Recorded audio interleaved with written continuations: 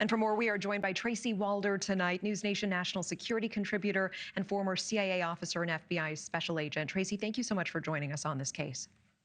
Thank you for having me, Natasha. So last night, the Guthrie family posting another video pleading with kidnappers to return their mother.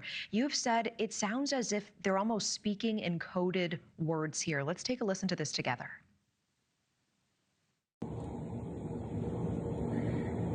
We received your message and we understand. We beg you now to return our mother to us so that we can celebrate with her. This is the only way we will have peace. This is very valuable to us, and we will pay. You say there are two phrases that are really standing out to you. Tell me more about that. Well, I think the first one is where she says towards the end that this is very valuable to us. I think that word valuable is probably something that is answering something that was specific in that ransom note or language that the FBI suggested that she use in her response back. It seems to me that she's looking at a paper perhaps on the ground. I think they have been in all of these videos that they've made. The next one is that they could have her back so that they can celebrate with her.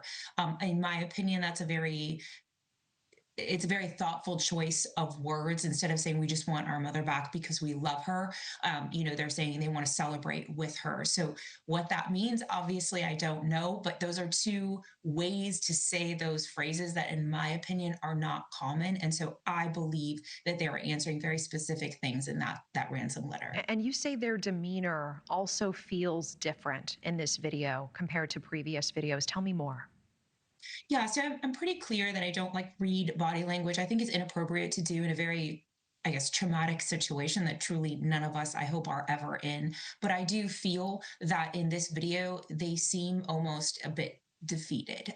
They seem somewhat resolved and resigned because in the first video, they really spoke about, they humanized their mom, in my opinion, quite frankly. They really humanized her, talked about the amazing characteristics that she has. And in this video, it really is just to the point.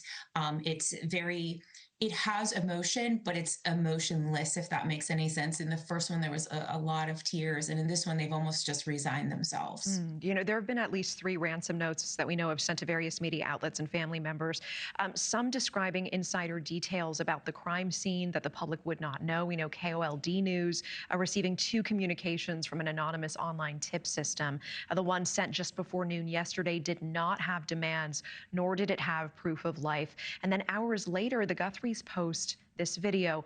What do these notes tell us about the kidnappers and the likely situation and the condition Nancy could be in now?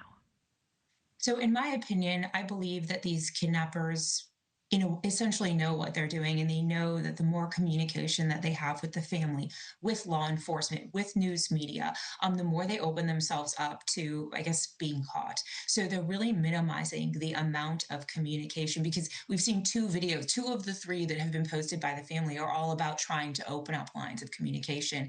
And this kidnapper or kidnappers is not wanting to do that at all because I believe that they know the risks. What does your gut say about Nancy's condition tonight? I don't want to speculate on that. I'm trying to be very sensitive to the family. If I was someone in this position, I don't know how I would feel about someone speculating about my elderly parents. I'm really trying to be sensitive and not speculate on that.